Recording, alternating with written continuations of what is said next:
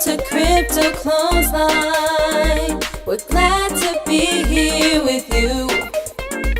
Hanging out the crypto laundry. Getting all the crypto info for you. Crypto Clothesline.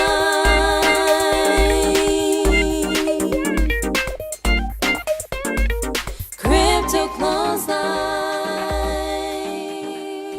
You're listening to the Crypto Clothesline Podcast, a collaboration between myself, Amy Rhodes from Crypto Blackboard, and Abheeti Pass from Rich, Happy and Free and Crypto for Kids. This week, I was off to Dubai, so we were joined by a special guest interviewer, Amber Quern from Crypto Coach 101. Amber and Abheeti interviewed JP Parker, and she's a woman who was involved in the last technical revolution and, in my opinion, practically laid the plumbing for the internet as we know it. An awesome interview, girls. Let's have a listen. So, JP, welcome to Crypto Clothesline. So we'll just start straight into it because obviously we're here to talk all things crypto and blockchain. So I'm really interested. How did you first get interested in crypto and the blockchain technology, and when? And when? Well, first of all, thank you for having me. It's really a pleasure to be here. And I was sent the original white paper back when it was published because I'm a geek and I have geeky friends. And so I took a look at it, I read the paper, and I went, wow, this is extraordinary. And I actually knew the kind of the motivation behind it. I understood pretty clearly what was intended. And so I checked out the landscape, and what there was to do at the time was mine. And I was like, oh no, too hard. I'll come back later. This is too early, too difficult. I'll check back in later. So I did, but not until late 2013, early 2014. And by that point I was in Bali, and it was a wonderful moment because we had what turned into kind of a macroeconomics discussion group. Started out talking about Bitcoin and the blockchain, and then, expanded into all things to do with really using the distributed ledger technology to change the world. And so I've been fortunate to be part of that group, which is called The Filter. It happens in Bali on Tuesdays at 5. That's been, we've all been learning together how this is shaping our world. So that's how I got into it. My background is actually in the previous era of the web and the birth of the web. So I was there to do plumbing in those days, and we're at a similar moment with the blockchain technology of standards and protocols and what's required to build the highway. It was the highway then, it's the highway only. Now it's nodal and mycelial, but it's still, connectivity between people. And now what's going to transpire is to transaction what the internet was to interaction. Can you say that again? To transaction? Yes. So blockchain technology and distributed ledger technology will transform the ways that we transact, right? The internet and the web was about communication and interaction between humans. Okay. So this is now about how we make agreements, and the problem that was being set out, that the originators of this technology, or originator, we don't know, were setting out to solve had to do with how we create trust in a world that is less and less trustworthy, and particularly with third parties who are less and less trustworthy. If you watch what happened in the GFC, you're like, all the people that we were supposed to trust to verify things, that things were on the up and up, they all failed. Why? Right? So this technology came up as a solution for that.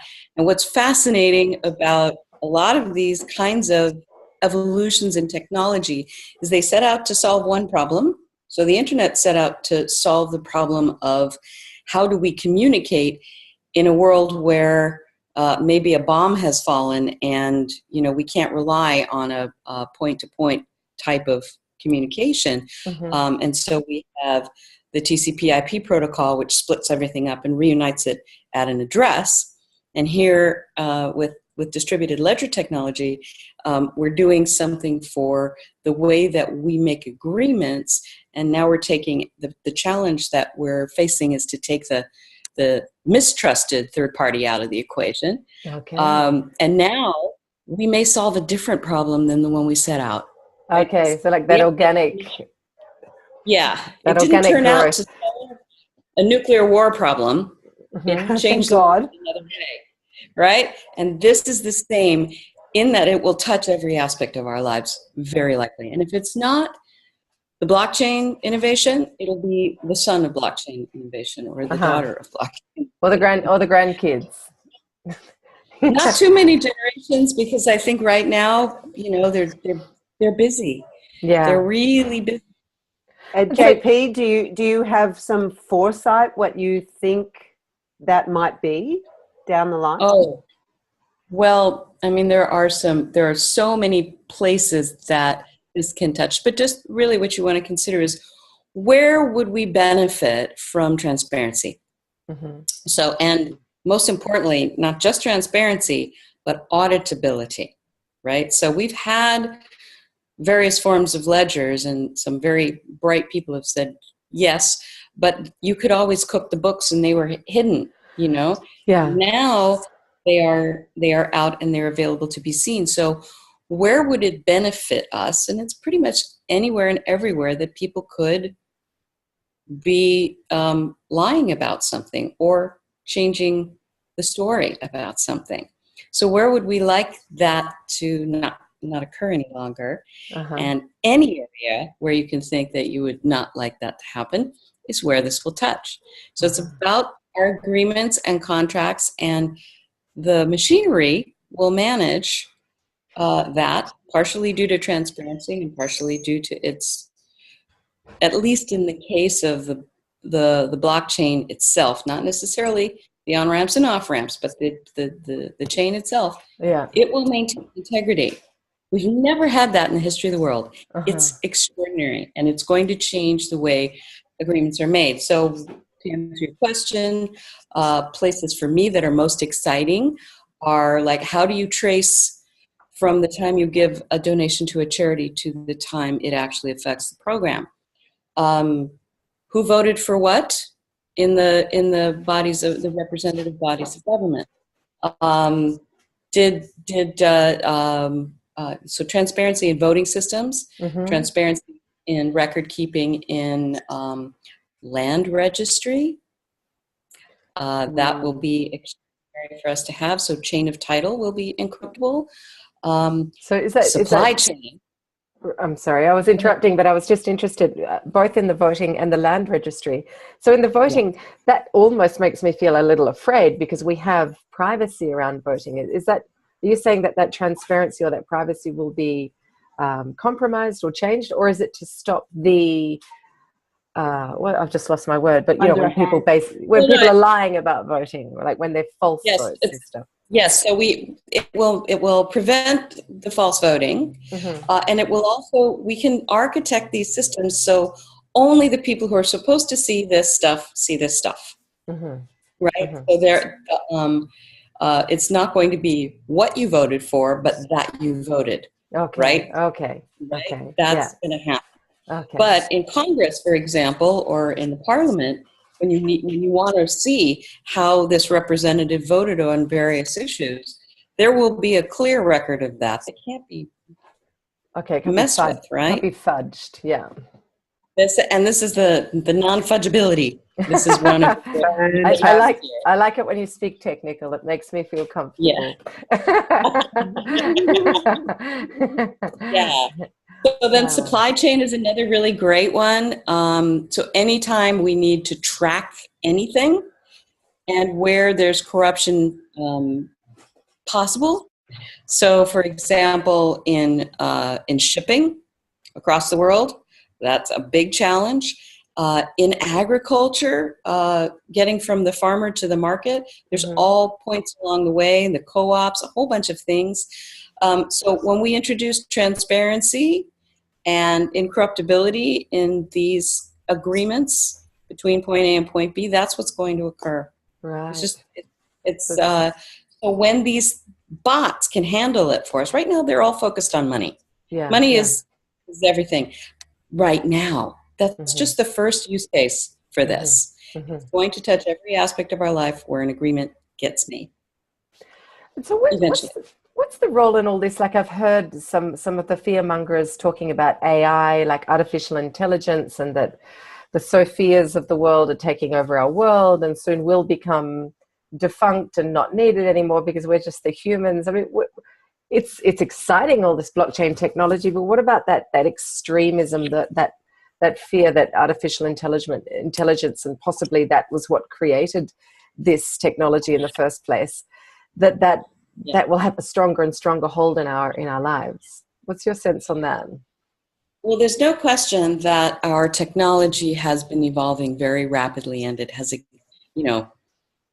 the pace of change has itself been accelerating. So the acceleration is accelerating, right? We see that.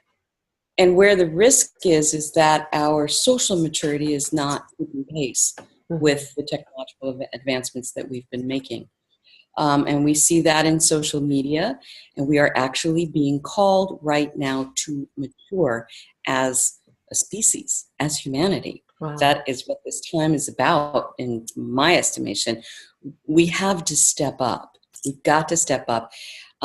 If we can mature at pace with this change, we can step into a prosperous, amazing world where that AI is actually doing all the things we don't want to do, right? But there are things to revisit, and we can now, which is absolutely wonderful. Ethics and morality have been off the conversation table for a long time. Yeah. And it's great that, it's possible to have those discussions and also to design software that will uphold whatever it is that we say is our ethical framework, right? So we haven't had that before. And so you can always go to the fearful side, and you can always look at the negative side, but you can also look at that as an invitation for us to step into the potential of what we can be. I'm a stand for that, and I know most of my sisters in this field are as well. And so on that exact note, sorry, Amber, I'm just a bit excited. Can I? You go for it. Because on that note, that's exactly leading into what I wanted to ask you next, was in terms of ethics and responsibilities and sisters. What do you see the role of women in blockchain technology in terms of stepping up and in terms of owning? What do you see the role of women in blockchain technology? How do you see that evolving? Well, I actually don't see a difference in the roles of men and women, just as I didn't see a difference in the roles of men and women in the web either.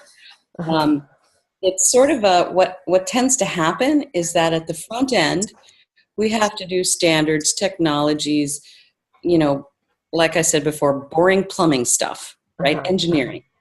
This is this phase, right? And there are women who are interested in this, but that's a smaller percentage of women than men into this aspect of things. And then as it matures, it shifts into the interaction and communication point zone where women excel, right?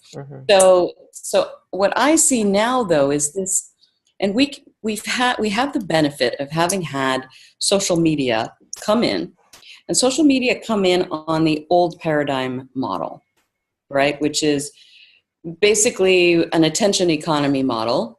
So how do I monetize the, moments that you're focused on the screen? How do I make as much money as possible from that? And it's the old paradigm extraction model. It's a conquest, extract, and we see it running rampant in the world, and it's in our social media. And we're all at a place where we're like, just a second now, like, these big entities are monetizing the content that we produce, and we have no say over where it goes and that sort of stuff.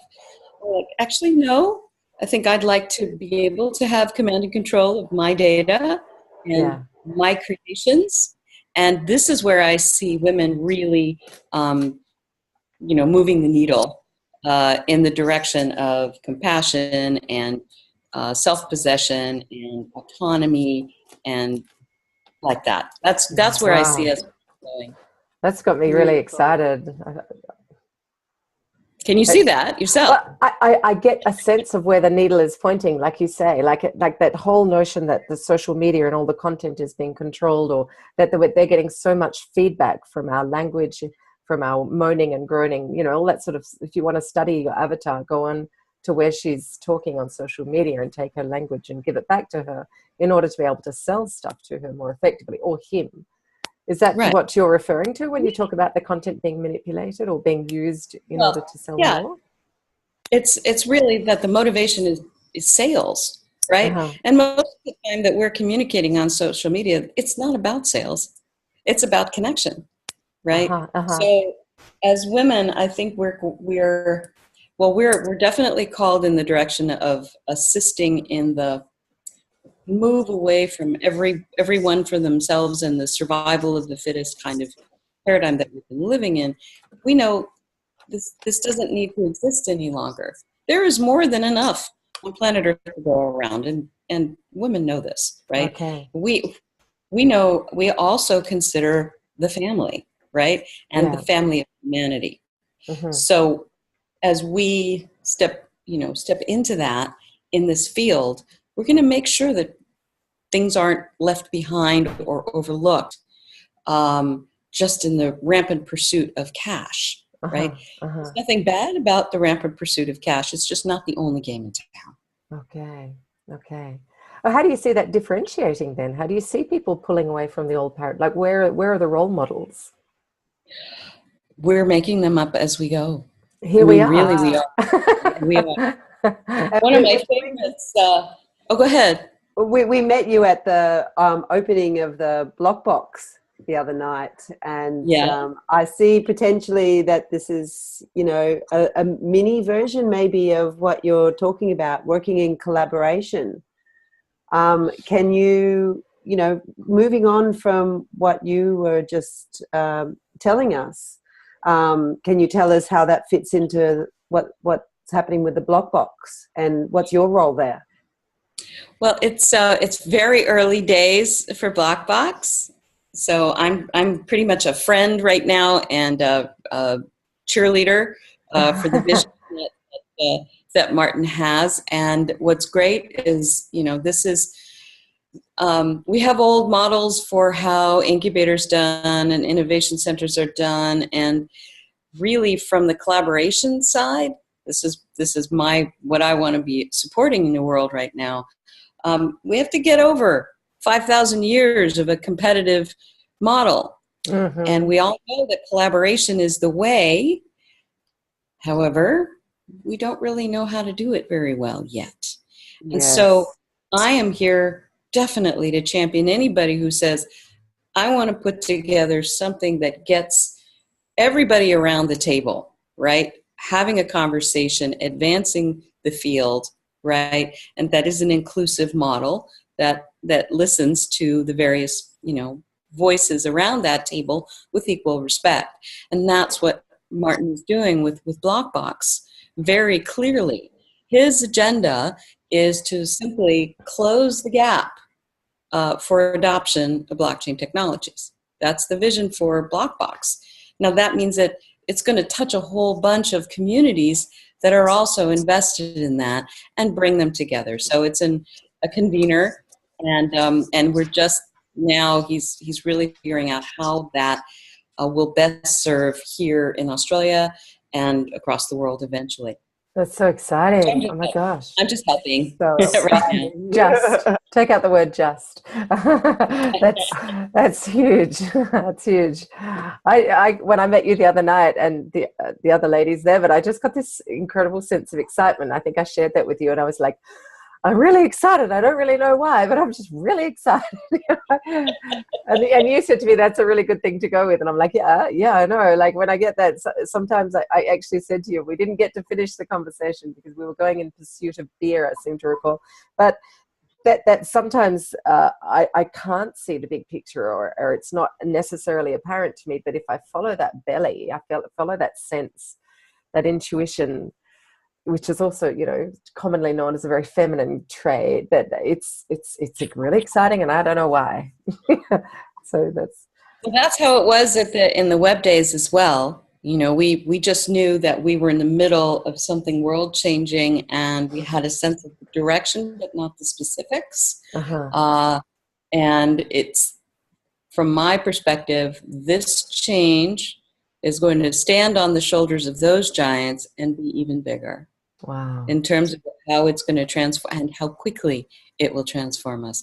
So the point I made earlier about stepping into maturity is hugely important, because if we do it on the present paradigm, we'll just extract the resources out of the planet, and it's what I call being a stupid virus. If you're a stupid virus, you kill the host. Well, that would be dumb.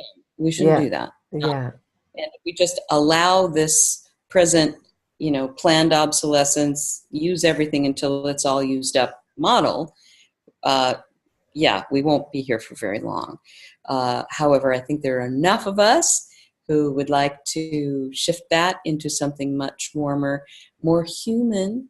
So back to your AI question, I actually see the other thing happening. So as we 3D print everything, and some of the things we're 3D printing are so amazing, like prosthetics, on the spot prosthetics, and and we're going to move into being able to intelligently create ecosystems for our materials, so we don't waste so many of them, and we can reuse them and use them over again, because we can make cool things with them, right? What I see is eventually going to happen is a return to the most human things about us, and an increase in the value, or the perceived value, of the things that are most human about us, like our creative expression and artisanship and making beautiful things and delicious things. That's all going to rise up, because the AI is doing the stuff that we don't want to do. I've just got goosebumps going crazy on my arms and my legs. Yeah, good. Now, that is a fantastic perspective on the benefit of AI in our life. That's really given me a whole new perspective. It takes a bit of practice, but it's completely doable to kind of disallow the fear of how bad things could get, to occupy your awareness. It's just practice. It's like a practice. It really could is. We extract the world's resources and leave ourselves with a dead and desolate planet? Sure, we could. What would the alternative be? What could the alternative be if we took command of our world and voted? Right now, we can vote with our dollars. That's the best way we can change things, is to focus on ourselves and embody the change we want to see in the world, and then buy, and that it does require some discipline to go, you know what, I'm actually not spending my money on this.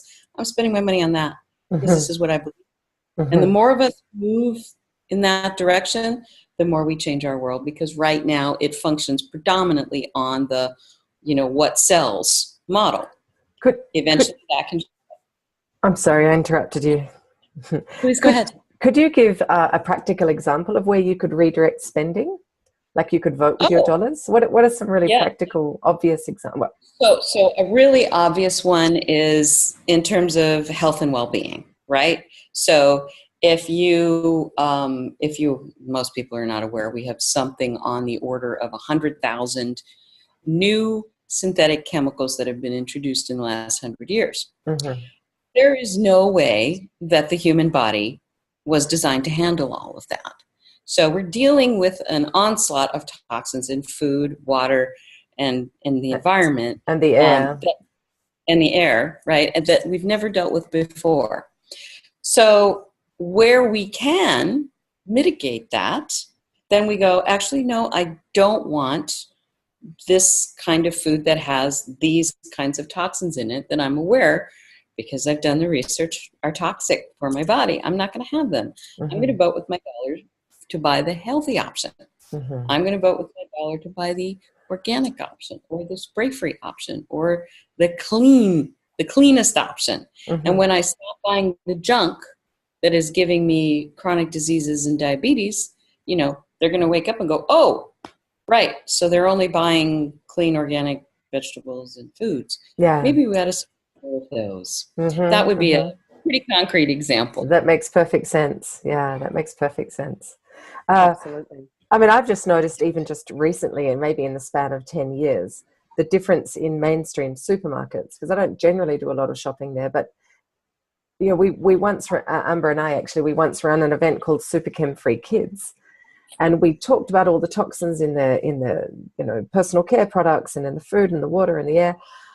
But the most slamming, damning criticism that we copped at the end of that was like, okay, so tell me how I can afford organic products. You're telling me to vote with my dollar and opt not to buy stuff at the supermarket. But if I'm going to buy organic, it's like 3, 4, 5 times the price sometimes. Like, it's outrageous, according to some of these very angry women that were there. I remember them. I was like, wow, you've really got a point. So what would be your comment on that? The fact that going, I mean, I was slightly veering away from blockchain here, but how do you see that blockchain technology could help make those things more affordable? Well, they can make them more apparent. And so, like, for example, there's a technology, I think that was crowdfunded. It's a couple years old now. And this is a scanner that will just show the contents of what it's looking at. So if you were looking at that apple, right, and it's got all of these chemicals, right, you then can make a choice about whether you're going to buy that or not. And it's the answer to the financial question is the same answer as we have in manufacturing. You know, solar panels were out of reach, completely out of reach, and now they are within reach.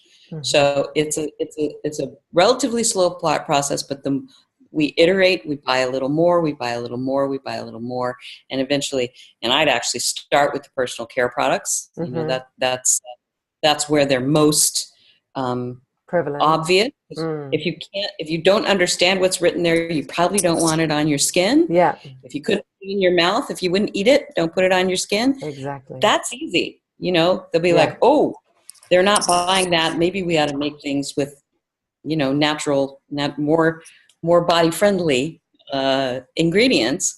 And so then you actually shift the industry. The industry will stop doing. So I want one of those scanners. you did. I want one of those scanners. Oh, you want one? Yes. I think we're all going to want one. And when this stuff gets on the blockchain, like when you can trace how it has gone from seed to, you know, every single step of the way of what has happened to this food from source to plate or cup or product. It's Oh my goodness. So that's really exciting. That's really practical and makes perfect sense. That's what we mean when we're talking about supply chain. Okay. So from source to delivery, every step along the way, we're going to be able to see. Wow. That's never happened. Wow. The lies will come out. You know, the ingredients that they put in anti-aging cream actually making us older. Finally, the masses will be able to see what's happening. And then we vote with our dollars and we don't buy the stuff that hurts us. Yeah, that's exciting. That's really exciting. So the machinery, the software will do this for us. And that traces all the way back to the original blockchain paper, which said, you know, it was a cashless peer-to-peer system. We want to be able to just transact with each other. And everything that we do is immediately, there's a snapshot taken every 10 minutes of everything that ever happened. So there's no lying, right? There's an issue with privacy, which we will have to work out because everything public is not necessarily great for everybody. So that isn't, you know, that may not work for all things. We want some privacy in our lives.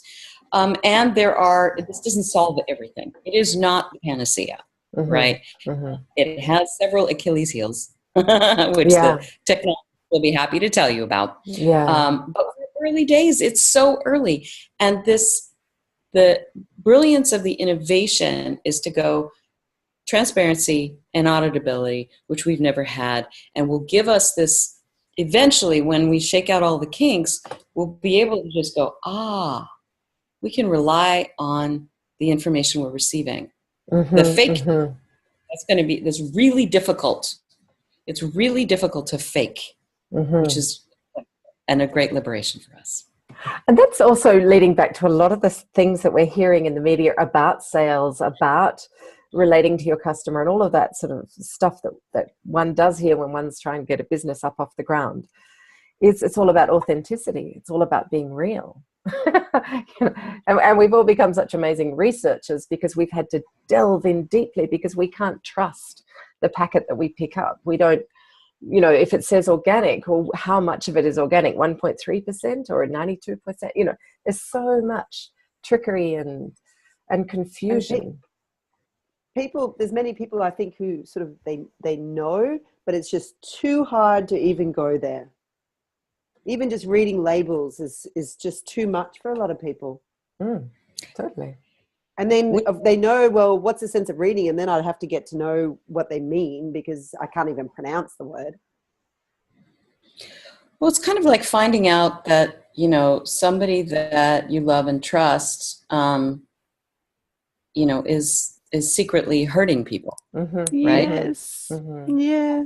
You really, there's this whole don't ask, don't tell thing. It's like, it would be too painful for me to face that this is occurring, that I can't trust my fill in the blank of whatever body that should be responsibly doing their job and are not, right? And again, we go back to the original blockchain innovation, which was answering that we had given that trust with our money to banks, and they did not merit that trust. And not only did they not merit it, but the regulators that were supposed to regulate them didn't merit it. And it was this giant, we couldn't believe how deep that rabbit hole went. Oh my gosh. Right? Down. And in terms of training the human mind, I mean, you and I talked about being on that mouse wheel, and we don't know that we're on the wheel. We don't know that we've become manipulated so deeply, so intrinsically deeply in our psyche by, the powers that be. And it's quite something when you step off. It's quite shocking when you learn that information. And so I also see that this decentralization in terms of cryptocurrencies and things, even the whole notion of the word decentralization feels almost ungraspable, I think, if you haven't had these conversations, if you're not aware that your bank is not necessarily the big, solid, nice guy that's there to protect you, that the marketing has painted it to be. And it's overwhelming, when there's so many aspects of your life that you find out, this isn't what I thought it was, and that isn't what I thought it was. And then it starts to undermine, like, well, where do I live? None of my reality. And then we shut down and we go, this is too much for my senses. I don't want to be there, right? Totally. Yeah. And it's not comfortable No. to wake up to that stuff. What's cool here is that the change is going to occur, and we will actually be able to relax in and trust things that we haven't been able to trust for most of our lives. We believed in things, and now we'll actually be able to see proof. Wow, that's and we beautiful. not have to rely on belief. We'll be able to see proof. And as you mentioned, so many of us have become great researchers, right? And we know that when we research stuff, you read lots of different things and pros and cons, and you kind of evolve to get a sense of what the truth actually is, right? It's not like, okay, that person said it and it's true. No, we actually now go around and we research quite a lot. And then particularly like when you're going to buy a product, right? You'll read a bunch of reviews and cons, and then get your sense of, I think it's for me, or no, I don't think it's for me, based on what you are. So that is a really big benefit, actually, that we have taken ownership of this kind of checking sources and checking facts. That's come to us now, which is great. And we're not just wholesaling going, oh, it's XYZ brand, so we just trust them. Yeah. Whether that's a bank or a government or whatever. Or a shampoo company, right. Whatever it is, or a toothpaste. Hallelujah. Hallelujah. It is about time. Oh, speaking of time, we're starting to run out of it. We're so grateful that you've come here today, and I can feel I said it to you when I met you, I can feel a whole series of connections and other things that I would love to explore with you if you would be so kind to join us again. My pleasure. I'd love to. This has been great. I'm so super excited about collaborating. I don't even know what we're going to collaborate on, but I can just feel it coming on.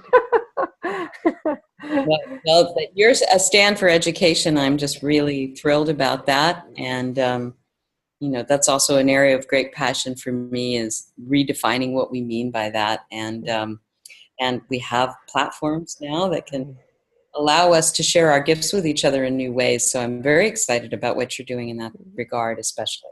Thank you. I'm super excited to get more feedback and guidance and learning how to sit around that table and work together, not against, and the healthy feminine. I mean, of course there's masculine too, but like at Crypto Clothesline, what we're really looking at is like how we can work together as women with our strengths, instead of like in so many female groups that the bitchiness and the fighting comes out, that unhealthy feminine, that cattiness. And we're really all about really trying to support each other through those dark moments that we all pass through, but at the same time, standing up and being heard and being seen, and not being afraid to be visible. Well, for me, it's really right now, like I said before, about, learning how to collaborate. Mm-hmm. When we're learning how to ride a bike, or learning how to walk, we will make mistakes. And what is essential is compassion, compassion with each other, knowing that this is a bumpy ride, knowing that we are shrugging off the old ways that, we've been the mouse on the wheel. We've had these programs running in our heads, and we don't just magically snap our fingers and they're gone. Some of them have gone very deeply into our unconscious structures and affect our belief systems. And the beautiful thing is, a belief system is a belief system, and it can be changed, right? You can choose another belief path, right? So we are at the moment where we can take the inventory of our consciousness and say, what is the world that we would like to create, if it doesn't have to be the way it always was? And that requires us to be compassionate with ourselves, compassionate with each other, as kind as possible. Humble is the number one. Where we get bitchy and judgy is when we put ourselves above others, which is how we've been taught that power works. It doesn't work that way. We can have another definition of power if we choose. And I think so within the groups that define a new way of being together, if compassion and compassionate communicating is first and foremost, that we give people the benefit of the doubt. We don't immediately jump into judgment and criticism. We give things space and breath, before we react. Maybe then we can allow ourselves to learn how to ride that collaborative bicycle with grace. Beautiful. Absolutely. Beautiful. Thank you so much for joining us. We're so gifted to have your kind, wise words. Thank you, JP. It's been a joy to be with you both. Thank you so much for having me.